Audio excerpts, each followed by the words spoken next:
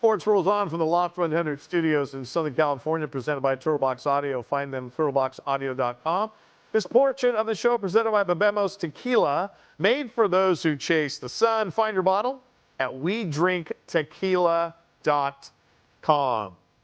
All right, when I was thinking about this as I was driving up today, and I was thinking about tennis shoes, because we're talking about athlete branding, and I think I'll ask the question of you both. I think I know exactly who you're going to say when I ask you the question. But I did extra chores and I saved my allowance. And I wanted a pair of Puma low-cut tennis shoes. Yeah. The astronomical price of $25. My dad said, I'm not paying $25 for a pair of shoes. You're going to save your money and get them. I saved them. My mom took me to Sportland in La Mesa. Yep. And I remember bringing those home, and it was just, I didn't want to put them on. I just wanted to sit there and look at them. I couldn't believe that I had them. And you fast forward to today.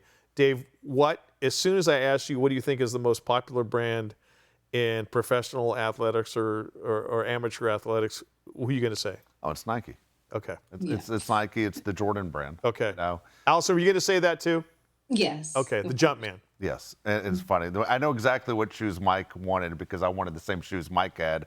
Nothing worse than getting those shoes and going, man, I finally got them. Yep.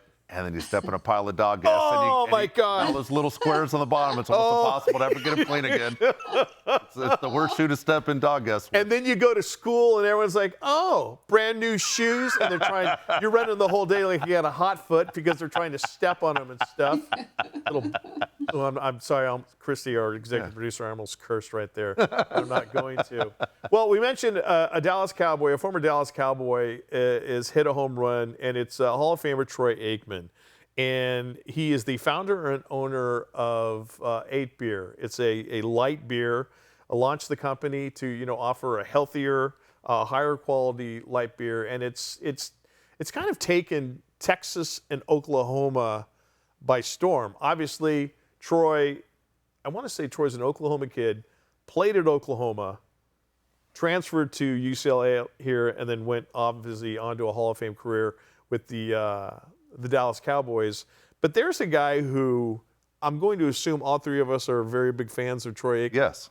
There's really not a lot of things to hate about him. I'm sure that there's people that listen to him with Joe Buck on Monday Night Football going, screw you, Troy Aikman. But he gets paid to give him. You just met him on Monday Night Football. I did. I met him. I met him in November. Could not have been nicer. What a great guy. And we got into a conversation about UCLA leaving the Rose Bowl, and Troy's getting all fired up and stuff. And he goes, "Oh, okay, I gotta go get ready for the broadcast." But you get a guy like Troy Aikman, and you're not going to find a lot of people that have anything bad to say about Troy Aikman, right? Yeah, he's a good guy. I mean, all the way through, you don't hear bad things about Troy. And obviously, a tremendous football player. He won 3 Super Bowls. Yeah. And now that he has a product to put his name on, that's awesome to me. Now, 8 Beer. Go ahead, Allison. I'm sorry. Well, I was just going to say, I think it was so much more than just putting his name on a brand. He really developed. He was very, very integral in developing 8 Beer. He really wanted something that was lighter without all the fillers and adjuncts that a lot of other light beers have. But sure, healthy for you. Right, but also because he lives a very, very fit and healthy lifestyle.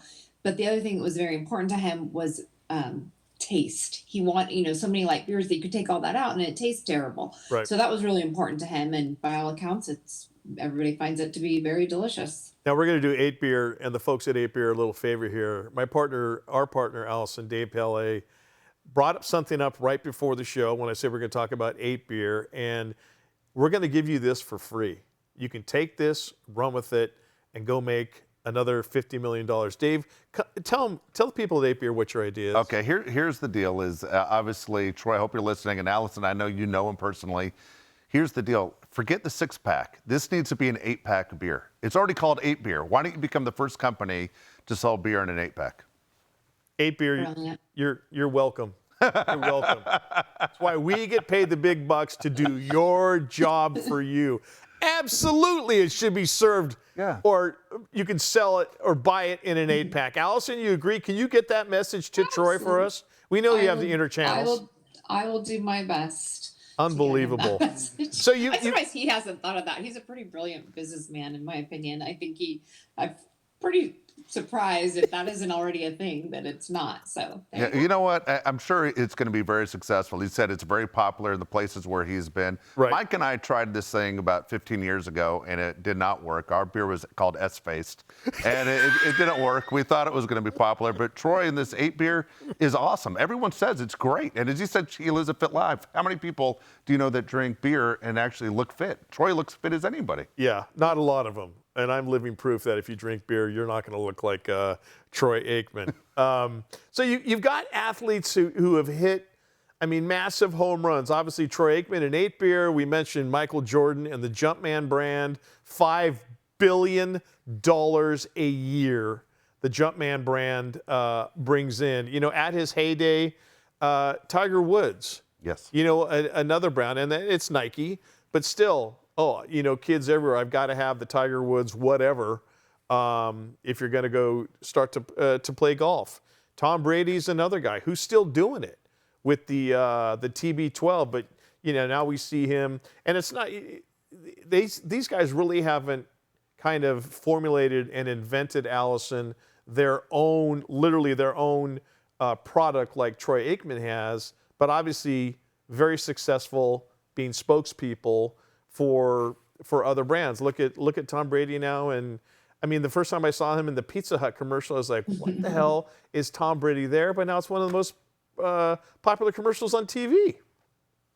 yeah, there's so many very famous athletes that are doing this, and also it's expanding out to their spouses in a lot of cases. Look at Steph Curry's wife; she has a whole line of cookbooks and barbecue restaurants, and you know. So I think once you have that name and you can attach it to your brand and expand on that, and people want to feel close. Fans want to feel close to their sports idols. And that's a way to do it. And they make it, if they have a good business plan and a good team around them, they can create a great product that does really well.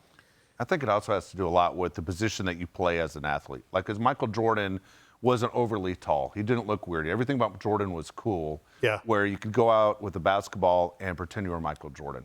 You know, Troy Aikman was a quarterback. You can throw the ball in the backyard and pretend you're Troy Aikman throwing the ball. But I mean, when you're Kareem, what are you going to do? Go out there and pretend you're 7'2" and throw hook shots all over the place and keep chasing the ball because you can't ever make a shot? I mean, it's not cool. No offense to Shaq either, but how many guys are built like Shaq? But when you're a kid, you can dream of being Michael Jordan. Yeah. You're not going out in the backyard and saying, I am the greatest center in the National Football League. Yes, right. Hike it to the garage door and they get yelled at because the garage door has all these football marks on it. So, some of the best, the most successful we just talked about. Tiger Woods, Tom Brady. Serena Williams is another one who's done great for herself. Obviously, Troy Aikman and 8 beer. Some of the worst, and I looked up, I think it was the top 10 worst brands that have been, I guess, unveiled. And you want to take a guess at what number one with a bullet? Ready? I'm going to go LA Gear. Oh, no, LA Gear's not on the list, Dave. No way. Allison, what about you? Oh, gosh. Can I guess again? You go. You tell me Big yours. Baller. Boom! We have a winner, that's a good one. ladies and gentlemen. The Big Baller brand, started by Lonzo Ball's dad, LeVar Ball, and a $495 signature shoe. Wow. And this, they took all these orders. It took forever for people to get the shoes, and then people realized the shoes were just absolute crap. Yeah. Big Baller brand is number one with a bullet. Believe it or not, number two on the list was Greg Norman and great. His Shark golf wear.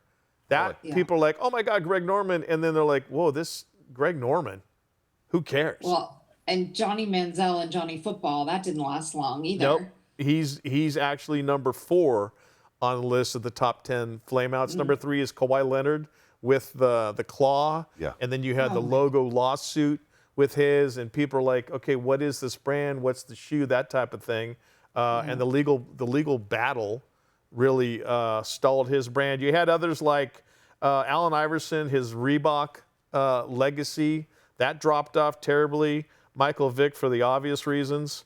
No one wanted to buy his dog food brand. Kevin Durant, there was media brand confusion, and then he had burner counts on social media.